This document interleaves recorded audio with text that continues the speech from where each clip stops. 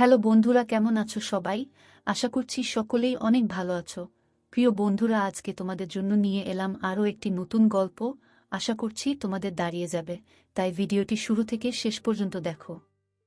একদিন আমার মাথায় খুব যন্ত্রণা করছিল। আমার দেওর বলল, বৌদি এসো ম্যাসাজ করে দিই। যখন দেওর ম্যাসাজ করল তখন আমি এত শান্তি পেলাম যে পুরো রাত যেন আমার কোনো হুঁশই ছিল না। তারপর আমি প্রত্যেক দিনই আমার দেওরকে দিয়ে ম্যাসাজ করাতাম। আর ওই দিন আমার শরীরে তেল লেগেছিল। পরের দিন আমি ক্যামেরা লাগিয়ে দেওরকে ডেকেছিলাম। যখন সকালে উঠলাম তখন ক্যামেরায় দৃশ্য দেখে আমি তো পুরো কেঁপে উঠলাম। আমার দেওর তো আমার সাথে। কখনো কখনো আমরা সম্পর্কের সীমানার খেয়াল রাখি না, আর এই কারণের জন্যই আমাদের অনেক লোকসান হয়ে যায়। প্রত্যেকটা সম্পর্কের একটা সীমা থাকে, আর যদি মানুষ ওই সীমা পার করে যায় তাহলে সেই সম্পর্ক তার জন্য সমস্যা হয়ে দাঁড়ায়। আমার সাথেও কিছু এরকমই হতো। আমি একটা সম্বন্ধে আমার সীমারেখা পেরিয়ে গিয়েছিলাম, আর এজন্যই বরবাদী আমার ভাগ্য হয়ে দাঁড়িয়েছিল। যা কিছু আমার উপর দিয়ে বয়ে গিয়েছিল সেগুলো আমার পক্ষে ভুলে যাওয়া মুশকিল ছিল। গত কয়েকদিন ধরে আমার মাথা যন্ত্রণায় যেন ফেটে যাচ্ছিল। আর কোনো ওষুধ কাজও করছিল না। আমার রাতের বেলায় ঘুম না হওয়ারই সমান ছিল। আমি পুরো রাত জাগতাম আর ঘরের মধ্যে এখান থেকে ওখানে ঘুরে বেড়াতাম, বা নিজের বিছানাতে এপাশ-ওপাশ করতাম। আবেগের ছটপটানি আমাকে পাগল করে দিত, এজন্য আমার মাথায় যন্ত্রণা হতে থাকত। আমার দেওর পঙ্কজ, যে কিনা বয়সে আমার থেকে ছোট ছিল, সে আমার ভীষণ খেয়াল রাখত। আর আমরা দুজনে বেশ ভালোই মিশতে পারতাম। আমি ভুলেই গেছিলাম যে দেওর আর বৌদির সম্পর্ক ঠিক কিরকম হয়। অনেক রাত অবধি সে আমায় জেগে থাকতে দেখত। একদিন আমার কষ্ট দেখে বলতে লাগল, বৌদি আমি তোমার মাথায় তেল মালিশ করে দিচ্ছি, তোমার যন্ত্রণা এক্ষুনি ঠিক হয়ে যাবে। তার কথা শুনে আমি হেসে ফেললাম। আমার মনে হলো যে সে এমনিই বলছে। আমি বললাম, আচ্ছা ঠিক আছে, লাগিয়ে দাও। সে তেল নিয়ে আসলো আর আমার মাথায় ভালোভাবে ম্যাসাজ করতে লাগল। তার সাথে সে তার পুরো দিনের গল্প আমাকে শোনাতে লাগল। তার আঙ্গুলের দ্রুত ম্যাসাজ আমায় ভীষণ শান্তি দিচ্ছিল। আমার রোজ রাতে চা খাবার অভ্যাস ছিল। পঙ্কজ আমার জন্য চাও নিয়ে আসলো নিজের সাথে করে। মালিশ করার পর আমি পঙ্কজের সাথে চা খেলাম আর শুয়ে পড়লাম। আমার এমন ঘুম আসলো যে আমি একেবারে সকালবেলা উঠলাম। সত্যিকারের পঙ্কজের ম্যাসাজ এ তো যেন জাদু ছিল। আমি অনেক বেশি শান্তি অনুভব করছিলাম। অনেকদিন পরে আমার এরকম গভীর ঘুম আসলো।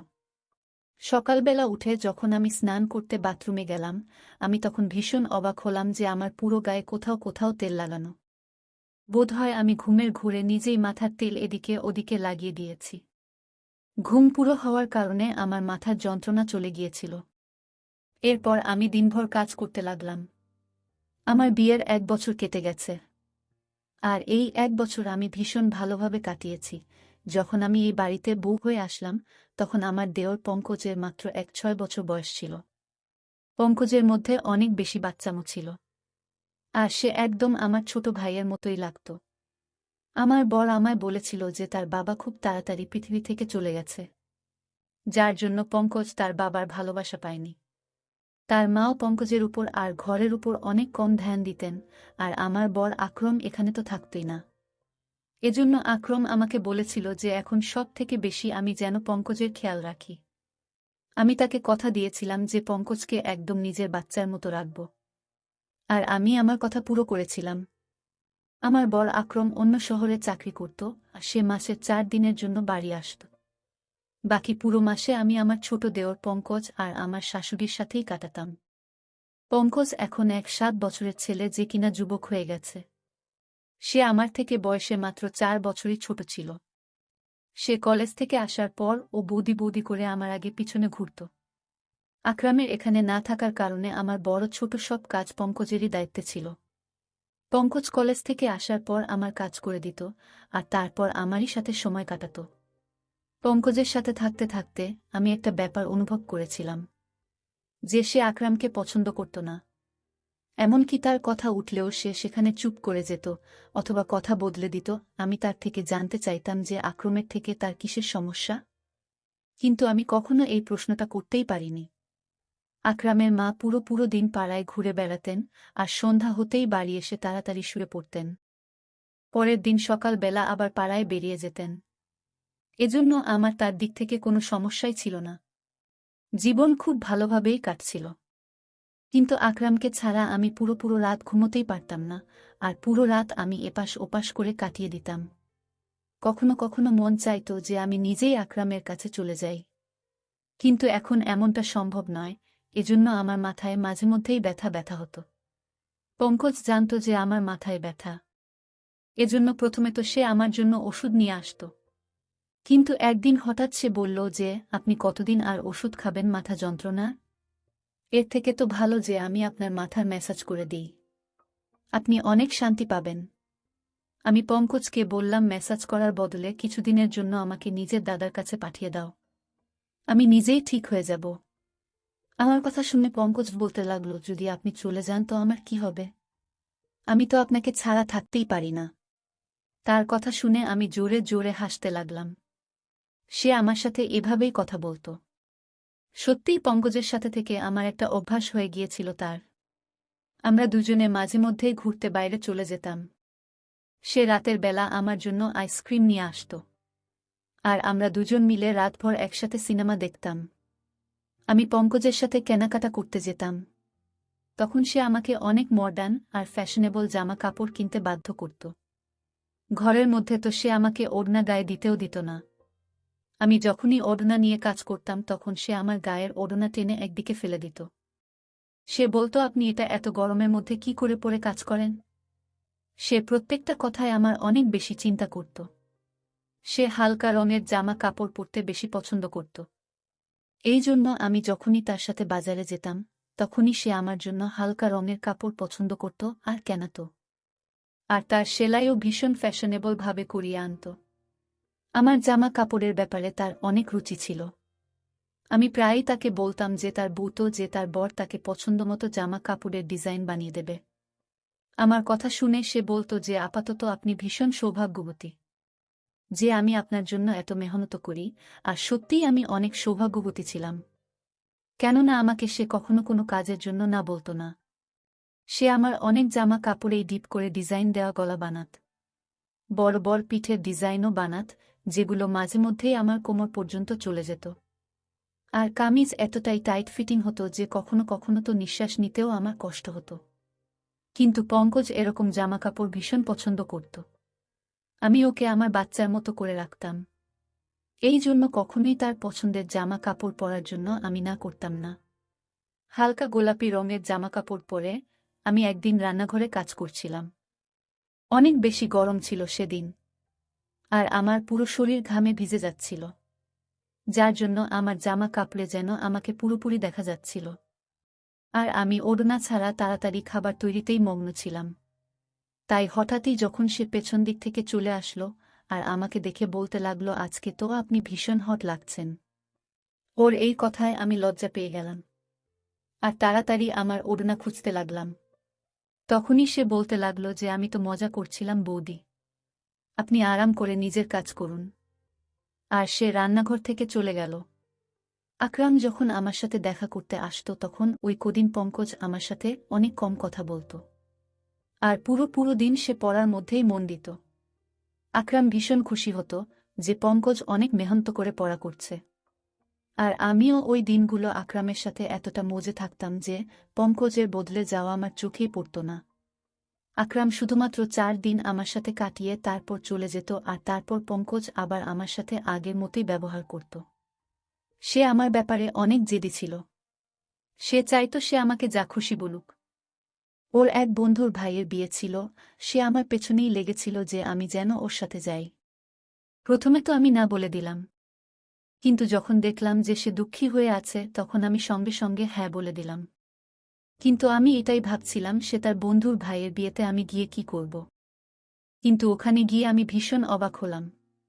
ওর সমস্ত বন্ধুরা আমাকে ভীষণ ভালোভাবেই জানত, আর এমনভাবে আমার সাথে কথা বলছিল যেন আমরা অনেকবার দেখা করেছি। ওরা বলল, সব সময় পঙ্কজ আপনার কথাই বলতে থাকে, আর সে আপনার ভীষণ প্রশংসা করে।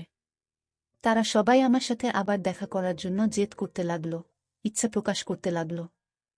ফেরার সময় আমি পঙ্কজকে বললাম যে তুমি তোমার বন্ধুদের আমার ব্যাপারে কি কথা বলেছ যে সবাই আমাকে এত ভালোভাবে চিনেছে। পঙ্কজ বলতে লাগলো যে আপনিই তো আমার সবকিছু, আমি তো সবসময় আপনার কথাই বলতে থাকি। ওই সময় পঙ্কজের কথার মানে আমি বুঝতে পারিনি। কিন্তু যেদিন আমি তার ওই কথার মানে বুঝতে পারি, আমার পায়ের তলা থেকে মাটি সরে গিয়েছিল। পঙ্কজ রোজ রাতে আমার মেসেজ করত, আর আমি আরাম করে ঘুমিয়ে যেতাম, কিন্তু যখন আমি আমার গায়ে পরের দিন জায়গায় জায়গায় তেলের দাগ দেখতাম, অবাক হয়ে যেতাম। আর এই জন্যই একদিন আমি ঘরের মধ্যে ক্যামেরা লাগালাম। আর পঙ্কজকে দিয়ে ম্যাসাজ করাতে লাগলাম। ম্যাসাজ করানোর কিছুক্ষণের মধ্যেই আমি প্রত্যেকবারের মতো ঘুমিয়ে পড়লাম, আর সকালবেলা উঠে যখন ক্যামেরার রেকর্ডিং দেখলাম তো আমার নিঃশ্বাস প্রশ্বাস যেন বন্ধ হয়ে যাচ্ছিল। আমি ভাবতেও পারিনি যে পঙ্কজ আমার সাথে এরকম করতে পারে। আমি তো পঙ্কজকে অনেক বেশি ভরসা করেছিলাম, আর তাকে আমি নিজের ছোট ভাই ভাবতাম। কিন্তু সে তো দেওর বৌদির সম্পর্কের সম্মান রক্ষা করতে পারল না। ভিডিওতে পঙ্কজ আমার ভালোভাবে ম্যাসাজ করছিল, তারপর সে আমার জন্য চা বানিয়ে আনল, আর চা খাওয়ার পর পঙ্কজ ঘর থেকে বেরিয়ে গিয়েছিল। আর আমি ঘুমানোর জন্য শুয়ে পড়েছিলাম। কিছুক্ষণ পরে আমার এত গভীর ঘুম এসে গেল, তখন পঙ্কজ দ্বিতীয়বার দরজা খুলে ঘরে আসলো। আর আমি দরজা খোলার আওয়াজেতেও উঠিনি। সে ঘরে আসার পর ঘরের দরজা বন্ধ করে দিল, আর আমার কাছে চলে আসলো। এরপর আমি যা কিছু দেখলাম আমি নিজের চোখে বিশ্বাস করতে পারিনি। পঙ্কজ কিছুক্ষণ তো চুপচাপ বসেছিল, আমাকে সে দেখছিল। এরপর সে নিজের আঙ্গুল দিয়ে আমার চেহারা ছুঁতে লাগল। সে তার মোবাইল ফোন বের করে আমার অনেক ফটো তুলল, আর তারপর সে আস্তে আস্তে আমার শরীর থেকে কামিজ সরাল। তেলের সেই শিশি যেটা সে মাসাজের জন্য এনেছিল ঘরের মধ্যেই রাখা ছিল। সে নিজের হাতে তেল নীল আর আমার গায়ে মাসাজ করতে লাগল। আমি জ্ঞান হারিয়ে ওর সামনেই পড়েছিলাম, আর সে আমার গায়ে নিজের হাত ঘোরাচ্ছিল। কিছুক্ষণ পরে আমাকে চুমু খেতে শুরু করল, আর তারপর সে নিজের সমস্ত সীমারেখা ছাড়িয়ে গেল। সে আমাদের মাঝে দাঁড় করানো সমস্ত আবরণের দেওয়ালকে ভেঙে দিয়েছিল। সে আবেগ সামলাতে না পেরে এতটাই এগিয়ে গেল যে কয়েক ঘন্টা পর্যন্ত সে আমার সাথে ছিল। আমি তার সামনে জ্ঞানহীন অবস্থায় ছিলাম, আর সে পুরোপুরি জোশপূর্ণ ছিল। বেশ কয়েক ঘন্টা আমার সাথে কাটানোর পর ও যেভাবে এসেছিল সেভাবেই ফেরত চলে গেল। সে আমার ইজ্জত খুব বাজেভাবে নষ্ট করে গেল, আর এটা দেখে আমার হৃদয় পর্যন্ত কেঁপে উঠল। আমি তো তাকে নিজের ভাই ভাবতাম, এজন্য তার সাথে এত ভালোভাবে মেলামেশা করতাম। কিন্তু আমি কখনো জানতেই পারিনি যে ওর চরিত্রই খারাপ ছিল। আমি আমার ঘরে বন্ধ ছিলাম, যখন সে কলেজ থেকে আসলো সে সোজা আমার ঘরে চলে আসলো। একদম আমার কাছে বসে বলতে লাগলো, বৌদি কি হয়েছে, তোমার শরীর ঠিক নেই? আমি গভীরভাবে তার দিকে তাকালাম, আর ক্যামেরার রেকর্ডিং তার দিকে বাড়ালাম। সেটা দেখে সে কিছুক্ষণের জন্য তো চুপ করে গেল। এরপরে সে যা বলল সেটা শুনে পুরো আমার গায়ের শিহরণ জেগে গেল। সে হঠাৎ করেই নিজের ভালোবাসার কথা আমাকে বলতে লাগল। সে বলতে লাগল চিরদিনই ভালোবাসার জন্য অভাব বোধ করত সে। যখন আমি তার দিকে ধ্যান দেওয়া শুরু করলাম তখন তার ভালো লাগতে লাগল। সে বুঝতে পারল যে তার জীবনের কেউ এমন আছে যে তাকে ভালোবাসে। ও বলছিল যে এবার ও আর আমার থেকে দূরে যেতে পারে না, আর এই জন্যই তার নজরে তার বড় দাদার অস্তিত্ব খটকাতে লেগেছিল। যখনই আকরাম আসত সে নিজেকে ঘরের মধ্যে বন্ধ করে দিত, কেননা আমাদের দুজনকে সে একসাথে দেখতে চাইত না। আকরামকে তো সে এভাবেই প্রথম থেকেই ঘৃণা করত, কেননা আকরামের বাবা আকরামকে অনেক ভালোবাসত, আর মরার আগে উনি এই ঘরটাও আকরামের নামে লিখে দিয়েছেন। আমার আর আকরামের সঙ্গ তার হৃদয়ে কাটার মতো বিঁধত। তাই যখনই আমার জন্য সে কেনাকাটা করত সে ইচ্ছে করেই আমার জন্য এই ধরনের জামা কাপড় কেনাত যাতে আমাকে সে পরিষ্কারভাবে দেখতে পারে। সে হালকা রং পছন্দ করত না, বরং হালকা রঙের মধ্যে দিয়ে উকি দেওয়া আমার দেহাকর্ষণ তাকে আকৃষ্ট করত। সে বলত যে সে সৌন্দর্যে আহত হয়েছে, সে শুধু আমাকে পেতে চাইত। সে নিজের আবেগকে কাবুতে রাখতে পারছিল না যখন সে আমাকে রাতভর জাগতে দেখত। এই কথাটা তাকে ভীষণ অস্বস্তিতে ফেলত যে আমি তার দাদার কথা ভেবে জেগে আছি।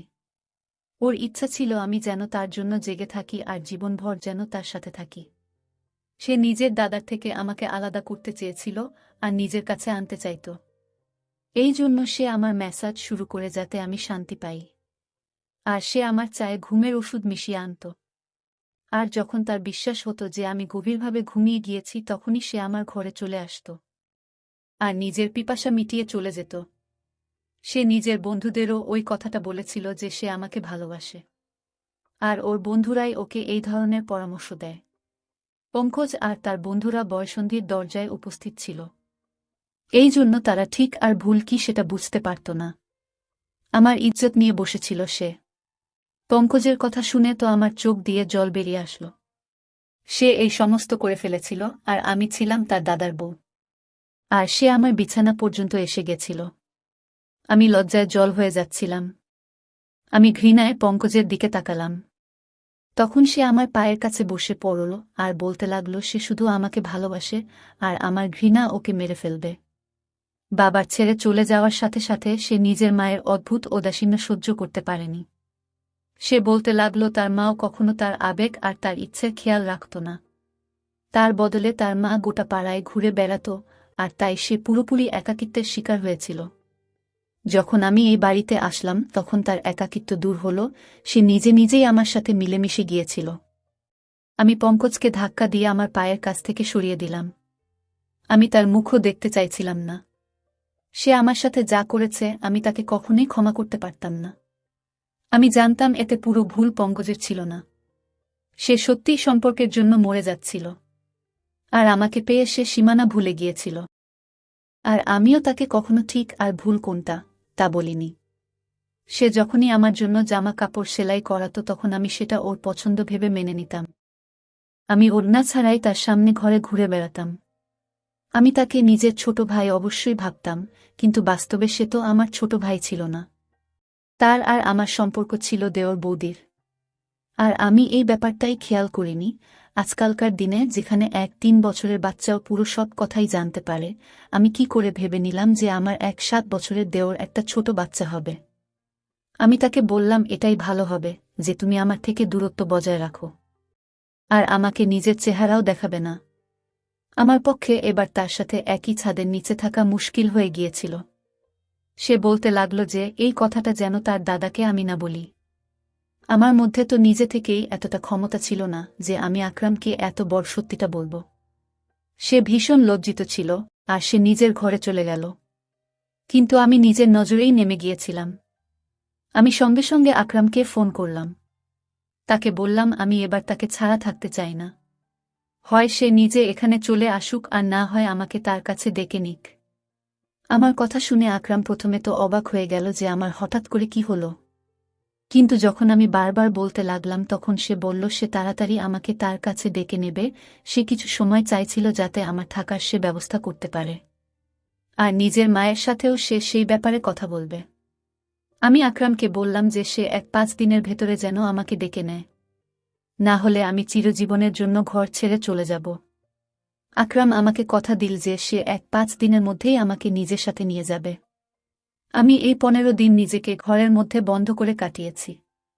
আমি সেসব পুরোপুরি ভুলে যেতে চাইতাম। আমার শাশুড়ির এখনো পর্যন্ত ঘরের সম্পর্কে কোনো হুঁশ নেই। তার নিজের ঘরের থেকে বেশি পাড়ার চিন্তা থাকে। যদি সে অন্যের খোঁজে না থেকে নিজের সন্তানের খেয়াল রাখত তাহলে পঙ্কজ এরকম করত না। সে শিকার হয়ে নিজের রাস্তা থেকে হারিয়ে গিয়েছিল। প্রত্যেকটা সম্পর্কের একটা সীমা থাকে, আর আমি আমার আর পঙ্কজের সম্পর্কের সেই সীমাটা ভুলে গিয়েছিলাম।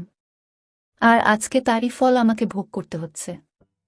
আমি আমার সমস্ত পুরনো জামা কাপড় জ্বালিয়ে দিয়েছি।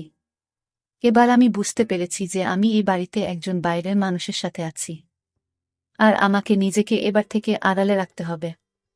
কখনো কখনো আমরা অনেক ব্যাপার ছোট ভেবে নিই, কিন্তু সেগুলো এতটাও ছোট হয় না যতটা নজরে মনে হয়। আজ আমি আমার ওড়নার দামের কথা অনুভব করলাম, যে সেটা কত দামি, যখন কিনা আমি প্রায় ধ্বংস হয়ে গিয়েছি। যারা এই গল্পটি শুনছেন আপনাদেরকে আমি এটাই বলতে চাই যে নিজেকে সাবধানে রাখুন।